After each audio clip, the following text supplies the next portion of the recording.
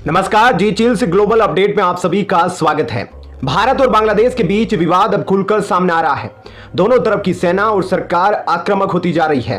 बांग्लादेश की नई सरकार एक के बाद एक भारत को भड़काने के लिए काम करते जा रही थी, लेकिन अब भारत ने भी जोरदार धमाका कर दिया है। भारत का मुकाबला करने के लिए बांग्लादेश न केवल आतंकियों को जेल से निकाल रहा है, न केवल भारत के चिकन नेक को काटने की बात कर रहा है, बल्कि पाकिस्तान से हथियार खरीद रहा है, चीनी कंपनियों को अपने देश में बुला रहा है। और अब हाल ही में उसने ढाका स्थित भारतीय दूतावास को पत्र भेजकर धमकी दी है और कहा है कि यह सब तुरंत बंद करो। इधर भारत ने बाढ़ में डूबे बांग्लादेश का पाइपलाइन काटकर डीजल रोकने का भी फैसला कर दिया है। कुल मिलाकर देखा जाए तो भारत ने बांग्लादेश को 440 वोल्ट का जोरदार झटका दिया है, जिसके बाद बांग्लादेश भारत के दूतावास में पहुंचकर हैरान करने वाला कदम उठा लिया है।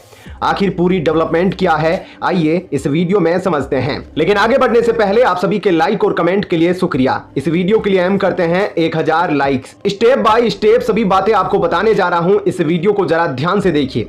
दूतावास, धमकी, पत्र और बंद की बात आगे करेंगे, लेकिन सबसे पहले भारत बांग्लादेश फ्रेंडशिप पाइपलाइन के बारे में जान लीजिए, जिसे IBFP कहा जाता है, जो बांग्लादेश को डीजल सप्लाई करती है। भारत ने इस सप्लाई को जोर का झटका दे दिया है।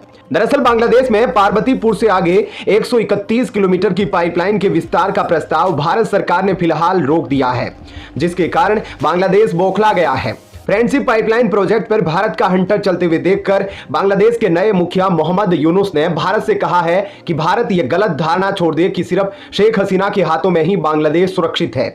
हिंदुओं को लेकर मोहम्मद यूनुस का मानना है कि शेख हसीना के बिना बांग्लादेश अफगानिस्तान नहीं बनेगा। यूनुस ने हसीना को नसीहत दी कि भारत में रहकर बयानबाजी से बचे और कहा कि अगर वह चुप रहेगी तो दोनों देशों के बीच समस्याएं नहीं बढ़ेगी। बांग्लादेश के मोहम्मद यूनुस ने आगे कहा कि बांग्लादेश में हिंदुओं पर होने वाले हमले के जवाब में कहा कि अल्पसंख्यकों पर हो रहे हमले सांप्रदायिक नहीं बल्कि राजनीतिक है और इन्हें गलत तरीके से पेश किया जा रहा है।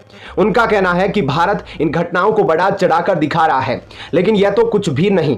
आगे भारतीय दूतावास में पहुंचकर बांग्लादेश ने जो किया उसे देखकर आप भी हैरान हो जाएंगे। बांग्लादेशी हिंदुओं पर हुए हमलों का मुद्दा भारत सरकार ने जोर शोर से उठाया है, जिसके बाद बांग्लादेश को व्यापार, टूरिज्म और इन्वेस्टमेंट में जोरदार झटका लगा है।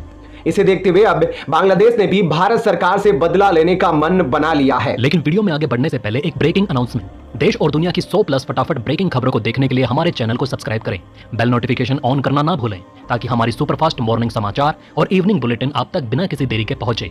याद रखिए, आप तक सबसे तेज 100 खबरें सिर्फ जी चिल्स पर। हाल ही में एक घटना अंतर्राष्ट्रीय बॉर्डर पर हुई, जिसके बाद पूरे बांग्लादेश में बवाल मच गया और बांग्लादेश भारत को चुनौती देने लगा है।